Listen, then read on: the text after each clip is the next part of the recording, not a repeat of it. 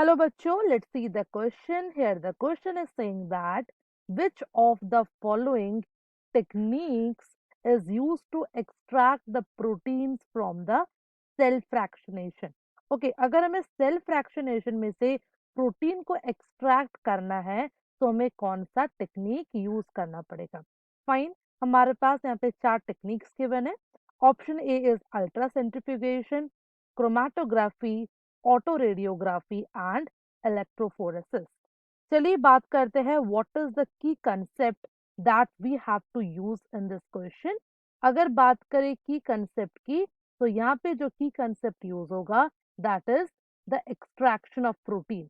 तो यहाँ पे हम देखेंगे कैसे हम प्रोटीन को एक्सट्रैक्ट कर सकते हैं फ्रॉम द सेल फ्रैक्शनेशन. तो अगर हम बात करें what is the method that is most commonly use तो वो हो जाएगा अल्ट्रा सेंट्रीफ्यूगेशन. तो इसमें हम क्या करते हैं, यहाँ पे बेसिकली हम प्रोटीन को एक्सट्रैक्ट करते हैं. हम कह सकते हैं अल्ट्रा सेंट्रीफ्यूगेशन जो मेथड है ये यूज किया जाता है टू एक्सट्रैक्ट द प्रोटीन. अब इसमें हम प्रोटीन को एक्सट्रैक्ट करते हैं. अब अल्ट्रा सेंट्रीफ्यूगेशन हम क्यों यूज कर रहे हैं, इसका आंसर ये है कि अगर हमारे पास एक मिक्सचर प्रोवाइडेड हो, ओके, और इस मिक्सचर में हमारे पास प्रोटीन भी है और हमारे पास सेल कंपोनेंट भी प्रेजेंट है, क्योंकि सेल के अंदर हमारे पास different kinds of cell components होते हैं और हमारे पास प्रोटीन्स भी होते हैं.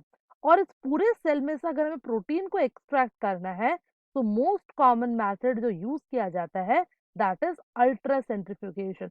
बिकॉज इस मेथड में हम क्या करते हैं, यहाँ पे हम प्रोटीन को एक्सट्रैक्ट करते हैं. Here basically we separate the protein depending on their mass, के मास पे, उसके सॉल्वेशन पे और उसके साइज पे. Here we are separating the protein. Fine. तो इस वजह से बेसिकली अल्ट्रा सेंट्रीफ्यूगेशन का मेथड यूज किया जाता है. अगर हम बात करें क्रोमेटोग्राफी की या फिर बात करें इलेक्ट्रोफोरेसिस की तो ये दोनों जो टेक्निक है ये भी यूज किए जा सकते हैं to extract the protein. But इन दोनों में डिफरेंस ये है कि अगर हम बात करें क्रोमेटोग्राफी की, fine, so, if we talk about the technique that is chromatography, तो क्रोमेटोग्राफी में क्या होता है, यहाँ पे हम प्रोटीन को एक्सट्रैक्ट करते हैं डिपेंडिंग ऑन देयर साइज या कह सकते हैं depending on there molecular weight only. And अगर हम बात करें इलेक्ट्रोफोरेसिस की तो इलेक्ट्रोफोरेसिस अगेन एक बहुत इंपॉर्टेंट टेक्निक है जिसको हम प्रोटीन एक्सट्रैक्शन में यूज कर सकते हैं. एंड यहाँ पे हम प्रोटीन को सेपरेट करते हैं depending on there charge. But अगर हम बात करें अल्ट्रा सेंट्रीफ्यूगेशन की तो यहाँ पे हम प्रोटीन को सेपरेट करते हैं फ्रॉम द सेल कंपोनेंट या कह सकते हैं from the cell fraction depending on their mass, size और we can say molecular weight and the solvation. और यहाँ पे हम कोई भी साइज के प्रोटीन को एक्सट्रैक्ट कर सकते हैं. बट अगर बात करें क्रोमेटोग्राफी की या इलेक्ट्रोफोरेसिस की तो यहाँ पे हम सिर्फ बहुत स्मॉल साइज के प्रोटीन्स को ही एक्सट्रैक्ट कर पाएंगे. दैट्स वाई ये दोनों जो ऑप्शन होंगे ये गलत हो जाएगा. बचता है एक option that is auto radiography. अगर हम बात करें ऑटो रेडियोग्राफी की तो ऑटो रेडियोग्राफी में हम क्या यूज करते हैं, ऑटो रेडियोग्राफी में अगर हम बात करें ऑटो रेडियोग्राफी की तो अगर बात करें ऑटो रेडियोग्राफी की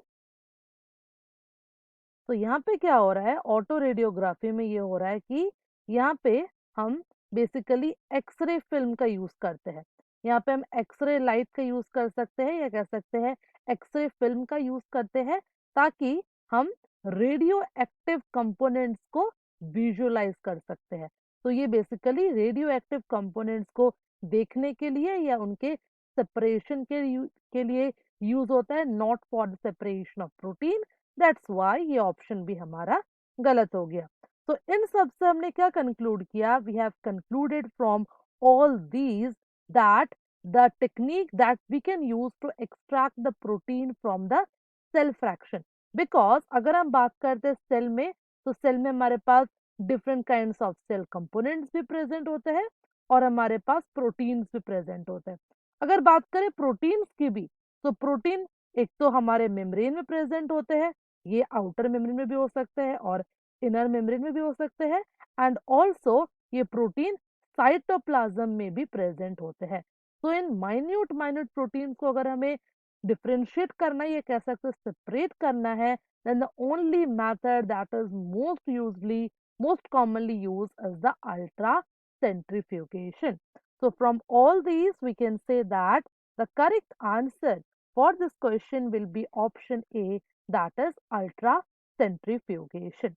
So from this we get to know that the final answer will be option A, that is ultracentrifugation is the method that we most commonly use to extract the proteins from the cell fraction. I hope you understood it well. Best of luck.